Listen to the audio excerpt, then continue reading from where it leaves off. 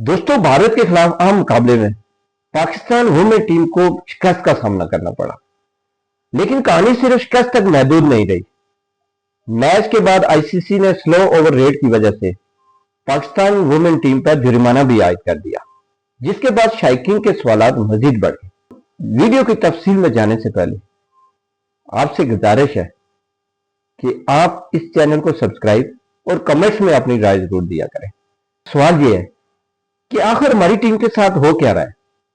एक तरफ मैदान में कारकर्दगी तवक्कुआत के मुताबिक नहीं है, दूसरी तरफ ऐसे बुनियादी कवानीन की खिलाफ वर्जी भी सामने आ रही है जिनका हर बैनुल अक़वामी खिलाड़ी और कैप्टन को मुकम्मल इल्म होता है।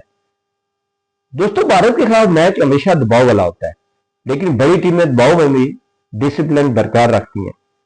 अफसोस के साथ कहना पड़ता है कि हमारी टीम ने न सिर्फ मतलूबा नतीजा हासिल कर पाई है, बल्कि इजाफी जुर्माने का सामना भी करना पड़ा है।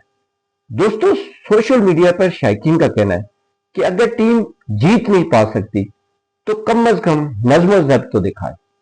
आखिर बार बार ऐसी गलतियां कब तक दोहराती रहेगी? क्या मसला तैयारियों का है? क्या टीम मैनेजमेंट अपनी जिम्मेदारियां पूरी नहीं कर पा रही, या फिर खिलाड़ियों पर दबाव इतना ज्यादा है कि बुनियादी चीजें भी नजरअंदाज हो रही है? दोस्तों, पाकिस्तान में वुमेन टीम ने गुज़श्ता चंद सालों में काफी तरक्की की है और शायकीन की तवक्कुआत भी बढ़ गई है। अब वक्त आ गया है कि टीम सिर्फ वादों से नहीं बल्कि नताइज से जवाब दे। दोस्तों, आप क्या समझते हैं, पाकिस्तान वुमेन टीम की असल कमजोरी क्या है? बैटिंग, बॉलिंग या कप्तानी या टीम मैनेजमेंट? अपनी राय कमेंट्स में जरूर बताएं।